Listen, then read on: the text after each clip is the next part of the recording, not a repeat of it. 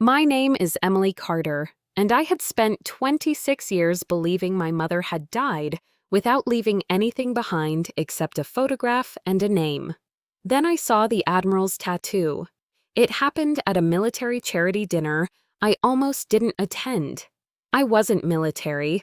I was there because my mother had once worked for a veterans foundation, and an old family friend had invited me.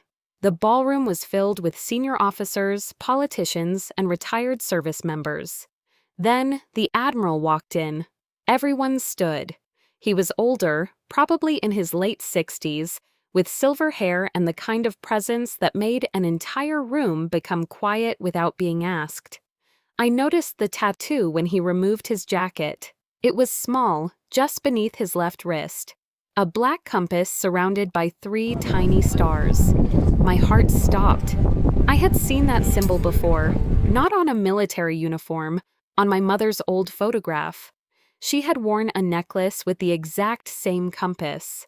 I walked toward him before I could talk myself out of it. "Admiral, may I ask you something?" He turned. His eyes moved over my face. Then he looked at the tattoo. I pointed toward it. "Where did you get that?" His expression tightened. "That's an old story." My hands were shaking. I said my mother's name, Margaret Carter. The Admiral went completely pale. He actually took a step backward. For several seconds, neither of us spoke. Then he quietly asked, "Who are you?" I told him. "I'm Margaret Carter's daughter." His face changed again. Not surprise this time. Fear. He looked around the ballroom as if someone might be watching us. Then he grabbed my arm. "We need to talk somewhere private." I pulled away. "Why?" He lowered his voice. "Because your mother was never supposed to have a daughter." My stomach dropped. "What does that mean?" He looked directly into my eyes. "Your mother wasn't who you think she was." Before I could ask another question, a security officer approached and whispered something into his ear. The Admiral's face hardened. Then he looked at me. "You need to leave this building right now." I stared at him. "Why?" He didn't answer. Instead, he said the one sentence that changed everything. "If anyone asks, you never met me." I walked away in shock. But before I reached the exit, my phone vibrated. Unknown number. One message appeared. "Your mother didn't die 26 years ago." I stopped walking. Then another message arrived.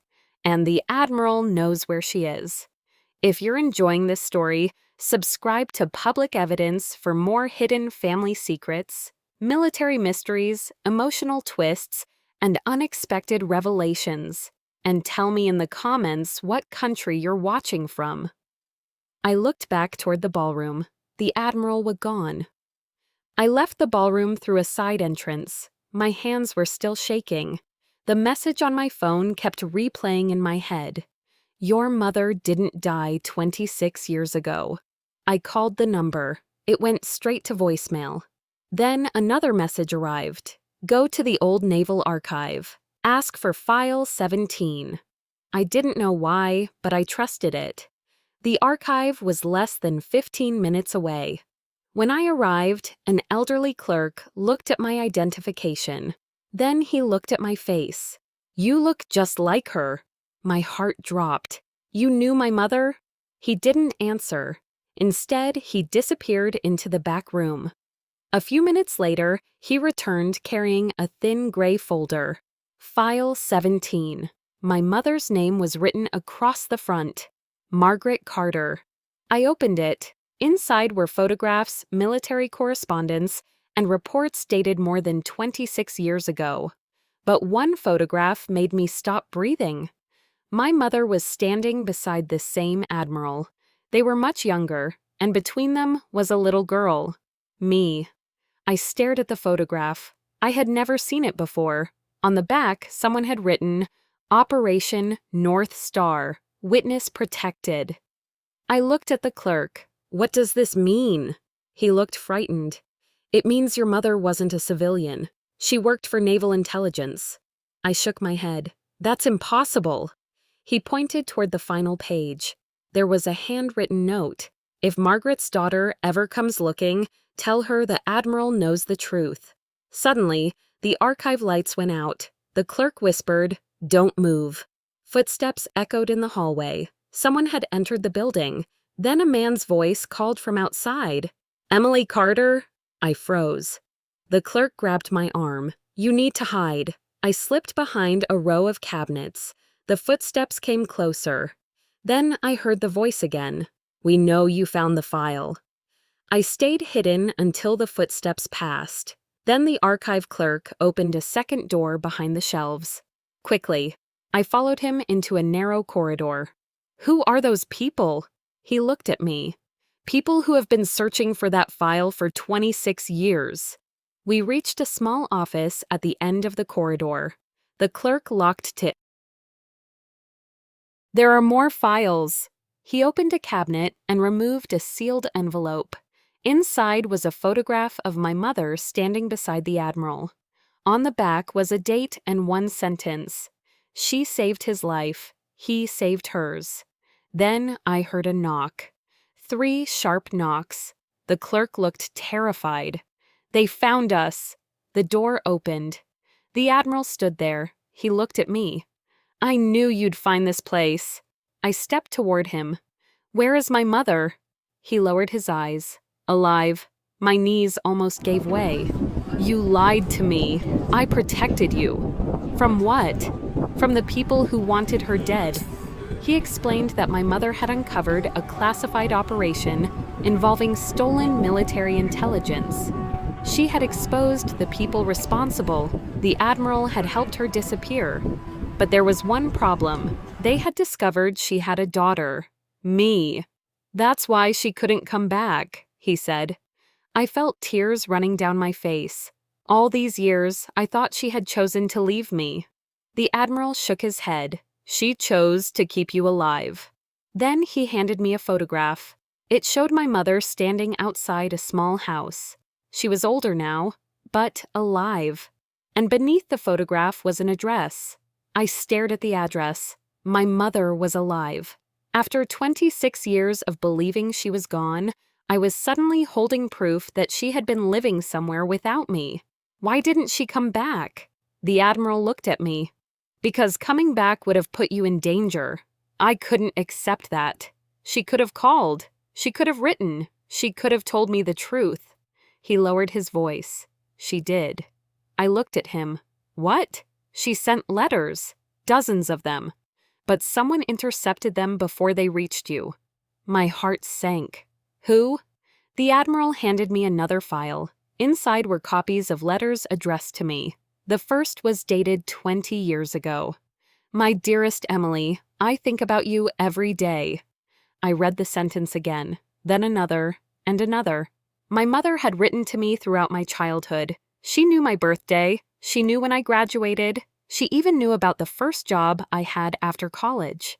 But none of those letters had ever reached me. The final page contained a name, a former intelligence officer who had worked with my mother. He had been responsible for keeping her location secret. And he had also been the person intercepting her letters. Why? The Admiral looked at me. "Because he believed your mother still had classified evidence. He thought you might eventually lead him to it." I felt sick. Then I remembered the compass tattoo, the symbol my mother wore. The Admiral touched his wrist. This was our identification mark. Anyone who knew the operation understood what it meant. I looked at the photograph of my mother. "Where is she now?" The Admiral hesitated. "She's waiting for you." I couldn't breathe. He handed me a phone. One number was already displayed. I pressed call. It rang once, twice, then a woman's voice answered. "Hello?" I closed my eyes. It was her. My mother! Neither of us spoke. Then she whispered my name. "Emily!" I started crying. "Mom!" Her voice broke. "I'm sorry it took so long." And then she said something that made me realize the danger wasn't over. "You need to leave the city tonight, because the man who kept me hidden for 26 years just found out that you've seen the files." I left the city that night with the Admiral. We drove for hours before reaching a small house near the coast. The door opened, and there she was, my mother. Older, thinner, with silver in her hair. But I knew her immediately. For a few seconds, neither of us moved. Then she whispered my name. I ran into her arms. She held me like she had been waiting 26 years for that moment. I cried against her shoulder. "Why did you leave me?" She pulled back and looked at me. "I never left you." She showed me the letters. Every birthday, every Christmas, every important moment. She had written to me. Someone had simply made sure I never received them.